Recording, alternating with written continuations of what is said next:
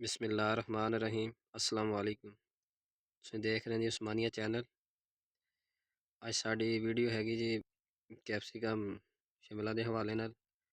ਇਸ ਟਾਈਮ ਦੋ ਬਹੁਤ ਬੜੇ ਮਸਲੇ ਆ ਰਹੇ ਆ ਸ਼ਿਮਲਾ ਦੇ ਔਰ ਗ੍ਰੀਨ ਚਿੱਲੀ ਦੇ। ਮੌਸਮ ਕਾਫੀ ਚੇਂਜ ਹੋਇਆ ਆ, ਟੈਂਪਰੇਚਰ ਦਿਨੇ ਜ਼ਿਆਦਾ ਹੁੰਦਾ ਵਾ, ਰਾਤ ਨੂੰ ਲੋ ਹੁੰਦਾ। ਇਸ ਟਾਈਮ ਦੋ ਮੇਜਰ ਮਸਲੇ ਜਿਹੜੇ ਆ ਰਹੇ ਹਨ, ਇੱਕ ਸਬਜ਼ ਤੇਲੇ ਦਾ ਬਹੁਤ ਜ਼ਿਆਦਾ ਅਟੈਕ ਆ ਰਿਹਾ, ਬਹੁਤ ਹੀ ਜ਼ਿਆਦਾ ਹੈ, ਤੇ ਦੂਸਰਾ ਗੀਤੇ ਜਲਸਾਓ ਦਾ। ਅੱਜ ਅਸੀਂ ਸਪਰੇਅ ਕਰਨ ਲੱਗੇ ਹਾਂ।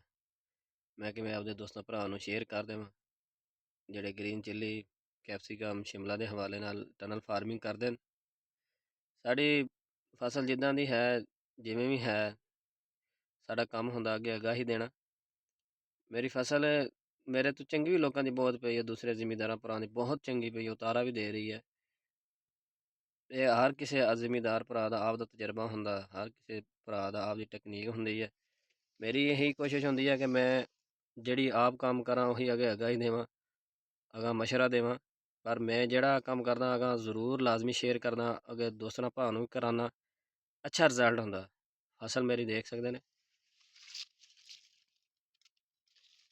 ਇਹ ਵੈਰਾਈਟੀ ਦੇ ਹਵਾਲੇ ਨਾਲ ਤੁਹਾਨੂੰ ਰਿਵਿਊ ਦੇਵਾਂਗੇ। ਜਿਸ ਦਿਨ ਅਸੀਂ ਚੁਣਾਈ ਕੀਤੀ, ਵੈਰਾਈਟੀ ਲੱਗੀ ਹੋਈ ਜੀ ਮਾਲੀ ਵੈਰਾਈਟੀ ਸੀ।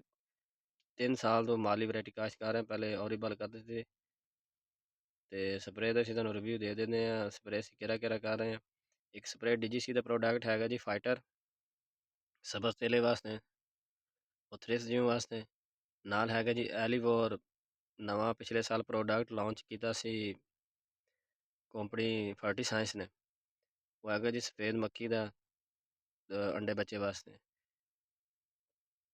ਤੇ ਦੂਸਰਾ ਨਾਲ ਅਸੀਂ ਪਾ ਰਹੇ ਹਾਂ ਜੀ ਜਲਸਾਓ ਦਾ। ਮੈਂ ਕਿਹਾ ਆਪਦੇ ਦੋਸਤਾਂ ਭਰਾ ਨੂੰ ਸ਼ੇਅਰ ਕਰ ਦੇਵਾਂ, ਦੱਸ ਦੇਵਾਂ। ਸਪਰੇਅ ਮੇਰੇ ਦਾ ਇਸ ਟਾਈਮ ਬਹੁਤ ਜ਼ਿਆਦਾ ਅਟੈਕ ਆ ਰਹੇ ਨੇ, ਕੋਈ ਗਫਲਤ ਨਹੀਂ ਕਰਨੀ ਚਾਹੀਦੀ। ਸਪਰੇਅ ਲਾਜ਼ਮੀ, ਸਬਜ਼ ਤੇਲੇ ਦਾ ਸਪਰੇਅ ਹਰ ਹਾਲ ਵਿੱਚ ਇਹਨਾਂ 3 ਦਿਨਾਂ 'ਚ ਕਰ ਦੇਣਾ ਚਾਹੀਦਾ। ਟੈਂਪਰੇਚਰ ਦਾ ਬਹੁਤ ਬੜਾ ਮਸਲਾ ਹੈਗਾ ਇਸ ਟਾਈਮ ਮੌਸਮ ਦਾ। ਸ਼ੁਕਰੀਆ ਜੀ।